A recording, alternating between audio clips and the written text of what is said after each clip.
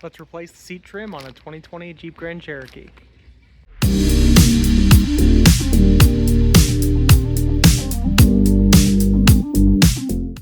So, working on the brand new Summit. This came broken, like right here. There's some pieces that are missing, and I'll show you. The first thing to do is to pull this off, and there is a T20 fastener right inside there, which I can't get this clip off either, but that's the first thing to do, is to pull this off and get that fastener out. And then there's another panel back here where you have to separate this from this piece here. So using this little plastic pry piece, stuck it in between there, and had these clips 1 and 2 pop off this trim piece that will stay on the seat. From here, this should slide forward and then off. To remove the power seat buttons, this was clipped in, and you pry back on the gray plastic here to pop this out, and then the other side. And for the main control, push these tabs back to let that unclip. Again, I kind of use these plastic pry tools to pop those out of the panel. The next thing I have to do is disconnect the seat belt to get that through the trim piece. I also noticed that this is a little loose. That one was okay, but what had happened is these plastic clips had broke where they slide onto here. So I'm going to get this lined up and tightened up. I think that's just an empty hole, but get this tightened up, and then the new one will slide onto here and clip back in with one fastener. So let's get the seatbelt off and go from there.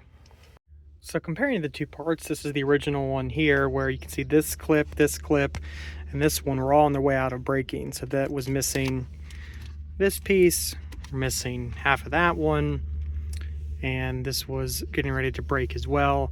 What I'm assuming is someone had accidentally sat on this edge of the seat and crushed it. It said bought it this way, and this is one of the very, very few issues that came broken with this 3-year-old used car.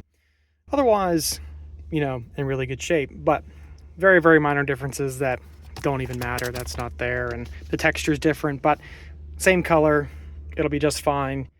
And this, I cannot get this clip out of here. It's cut really narrow compared to this clip here, so it's already half broken. I'm probably just gonna go ahead and break it off and order another one of these pieces of trim, or might try to super glue that back on there, but I can pop this off without having to do any other disassembly. I'm gonna go ahead and put the power seat switches back in here, slide this on and get it buttoned back up, put the seat belt through. This will clip into place. Kind of hard one-handed. With the seat belt bolt tightened back up, let's see if I can one hand slide this back into position. Probably not. Stand by. Okay, well that was way harder than one-handed, and even pretty tough for two. So I have to line these up here, and this clip up here, slide it back, then clip here, come around to the back. Then you finish off with these two clips back here.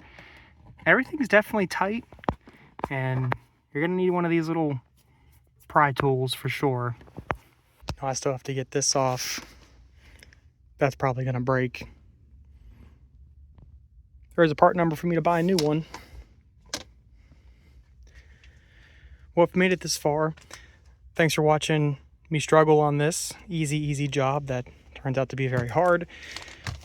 But see, it's probably going to be a common issue, because if you put too much weight on this, it's going to snap all the clips off, just like what happened there.